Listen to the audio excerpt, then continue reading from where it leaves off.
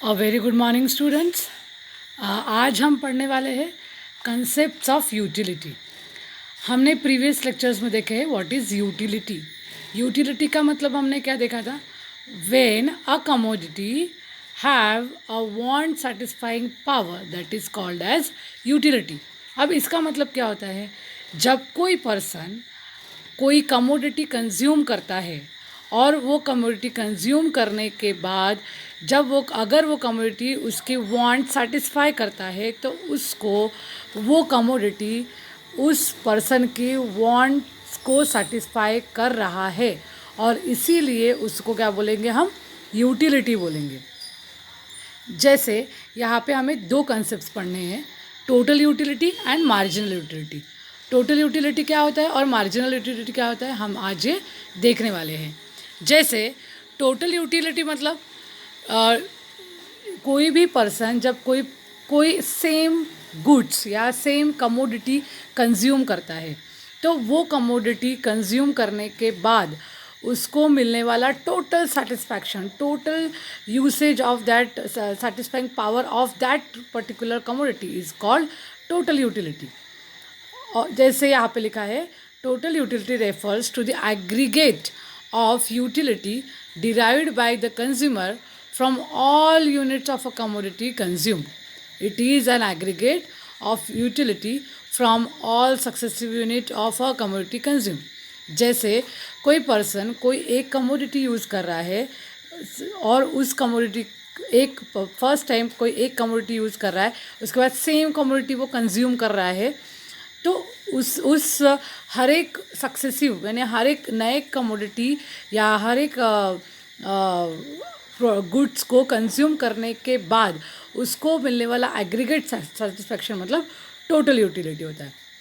और marginal utility क्या होता है, मार्जिनल यूटिलिटी मतलब हर एक प्रोडक्ट को, हर एक कमोडिटी को यूज़ करने से मिलने वाला, मतलब जैसे फर्स्ट कमोडिटी कंज्यूम किया और फिर उसके बाद न्यू कमोडिटी मतलब सेकेंड कमोडिटी कंज्यूम किया तो उससे मिलने वाला जो एडिशनल यूनिट कंज्यूम करने से मिलने वाला जो सेटिस्फैक्शन है उसको बोलेंगे मार्जिनल यूटिलिटी बोलेंगे। तो इसे हम एग्जांपल के तौर पे समझते हैं। जैसे कि मैं बोलूँगी कोई पर्सन है, उसे बहुत भूख लगी हुई है, that person is very hungry और उसके सामने 10 एप्पल्स पड़े हुए हैं, ठीक है। तो वो क्या करेगा, सबसे पहले एक एप्पल लेगा और वो खाएगा। तो उससे, क्योंकि उसको बहुत भूख लगी है, तो उससे क्या होगा, फर्स्ट एप्पल से सेटिस्फैक्शन होगा, ठीक है। उसके बाद क्या एक एप्पल खाने से उसकी भूख मिट जाएगी? Definitely not. तो what he will do, he will again consume one more apple, ठीक है। तो इस तरीके से वो थर्ड एप्पल भी खाएगा, फोर्थ एप्पल भी खाएगा। अब यहाँ पे देखेंगे, जब वो फर्स्ट एप्पल उसने जब खाया तब उस एप्पल की यूटिलिटी उसके लिए बहुत ज़्यादा थी, बहुत ज़्यादा थी, क्योंकि उसकी भूख बहुत ज़्यादा थी वो टाइम पे और इसलिए वो जो फर्स्ट एप्पल था वो उसके लिए बहुत इंपॉर्टेंट था, बहुत ज़्यादा हायर लेवल पे वो वांट सेटिस्फाई कर रहा था। लेकिन उसके बाद भी उसकी भूख नहीं गई, लेकिन कहीं ना कहीं उसको सेटिस्फैक्शन लेवल थोड़ा बढ़ गया था, मतलब उसकी भूख थोड़ी मिट गई थी, इसलिए उसने दूसरा एप्पल कंज्यूम किया। अब दूसरा एप्पल कंज्यूम करने के बाद उस एप्पल की यूटिलिटी तो बहुत ज़्यादा थी, लेकिन पहले एप्पल के कंपैरिजन में कम थी। समझेंगे स्टूडेंट्स, दूसरे एप्पल की यूटिलिटी भी बहुत ज़्यादा थी क्योंकि अभी तक उसकी भूख मिटी नहीं है, लेकिन पहले एप्पल के कंपैरिजन में दूसरे की कम थी। वैसे ही और भी उसको भूख तो बहुत ज़्यादा लगी हुई है, तो वो और एक एप्पल खाएगा। तो थर्ड एप्पल में फर्स्ट के कंपैरिजन में थर्ड एप्पल में और यूटिलिटी कम हो जाएगी, यानी फर्स्ट के कंपैरिजन में सेकंड की यूटिलिटी कम और सेकंड के कंपैरिजन में थर्ड की यूटिलिटी कम। तो इस तरीके से उस एप्पल की यूटिलिटी क्या हो जाएगी, कम हो जाएगी। तो इस यूटिलिटी मतलब जैसे फर्स्ट एप्पल की नीड उसको जैसे थी, वैसे क्या थर्ड एप्पल की नीड होगी? नहीं होगी, वो थोड़ी थोड़ी कम होते जाएगी। तो वो जो डिफरेंस है उसको क्या बोलेंगे हम, मार्जिनल यूटिलिटी। वो जो कम कम होते जा रहा है, यूटिलिटी जो कम कम होते जाता है उसको क्या बोलते हैं, मार्जिनल यूटिलिटी। इसीलिए यहाँ पे लिखा गया है कि marginal utility refers to the additional unit derived by a consumer from an additional unit of a commodity consume. In other words, It is the addition made by the last unit of a commodity consumed. ठीक है, तो addition made by last unit मतलब हमने जो पहला unit जो previous unit जो हमने कंज्यूम किया उसके कंपैरिजन में वो एडिशनल यूनिट नया यूनिट जो हमने लिया है, खाया है या यूज़ किया है, तो उसका क्या है, उसका इम्पोर्टेंस पहले से कम होगा। तो यहाँ पे हम एग्जांपल से जानते हैं, देखेंगे relationship between total utility and marginal utility. Marginal utility derived from various units of a commodity and its total utility are interrelated. This can be easily followed from the hypothetical example given in the table 2.1. Hypothetical example क्यों बोला गया है? क्योंकि हमने पहले ही पढ़े हैं features में कि यूटिलिटी को हम मेजर नहीं कर सकते हैं, लेकिन इसको मेजर करने के लिए या इसको समझने के लिए हमें कुछ नंबर्स लेने होंगे और वो हाइपोथेटिकल नंबर्स लेके हम इसको पढ़ सकते हैं, स्टडी कर सकते हैं। जैसे यूनिट नंबर 1, 2, 3, 4, 5, 6, 7 ऐसे आप सभी को यहाँ दिया हुआ है। तो यूनिट नंबर 1, 2, 3, 4, 5, 6, 7 की टोटल यूटिलिटी हमें यहाँ दिख रही है। ठीक है, फिर यहाँ दिया है, देखेंगे टोटल यूटिलिटी एंड उसके बाद मार्जिनल यूटिलिटी। देखेंगे जब हमने फर्स्ट यूनिट कंज्यूम किया, फर्स्ट यूनिट वन कंज्यूम करने के बाद क्या हो रहा है, हमें यहाँ पे यूनिट 1 जब हम कंज्यूम कर रहे हैं तो हमें टोटल यूटिलिटी कितनी मिल रही है, 10 मिल रही है और मार्जिनल भी 10 रहेगी। 10 मतलब it's a satisfaction level, utility मतलब सेटिस्फैक्शन लेवल हमें बताया गया है। उसके बाद हमने जब सेकेंड यूनिट कंज्यूम किया तब हमें यूटिलिटी कितनी मिल रही है, 18 मिल रही है। मतलब ये क्या है, टोटल है, लेकिन अगर हम मार्जिनल के तौर पे देखेंगे तो देखेंगे यहाँ पे देखो आप सभी को 10 दिख रहा है, यूटिलिटी कितना 10 दिख रहा है। ठीक है, उसके बाद मार्जिनल यूटिलिटी मतलब जब हमने फर्स्ट एप्पल या यहाँ पे यूनिट्स लिया गया, अगर हम एप्पल की बात करते तो फर्स्ट एप्पल जब हमने खाया तब हमें 10 यूटिलिटी थी, उसका इंपॉर्टेंस बहुत ज़्यादा था भूख मिटाने के लिए। लेकिन जैसे हमने सेकेंड एप्पल कंज्यूम किया उसका भी यूटिलिटी बहुत ज़्यादा थी, लेकिन फर्स्ट एप्पल के कंपैरिजन में कम थी। तो देखेंगे यहाँ पे 8 दिख रहा है, लेकिन 10 + 8 तो क्या हो जाएगा, सेकेंड इसमें टोटल यूटिलिटी, इसलिए यहाँ पे देखेंगे टोटल यूटिलिटी 18 हो गया।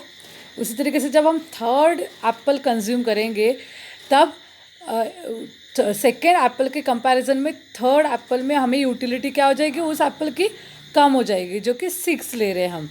तो 10 + 8 + 6 क्या हो जा रहा है, 24 हो जा रहा है।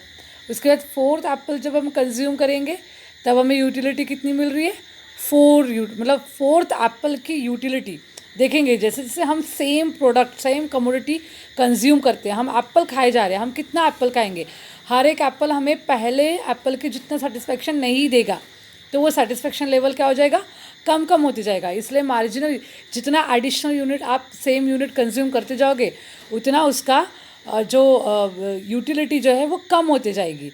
तो फोर्थ एप्पल जब हमने कंज्यूम किया तो हमें 4 यूटिलिटी मिली, मार्जिनल यूटिलिटी, लेकिन टोटल कितना हो गया, 10 + 8 + 6 + 4 28।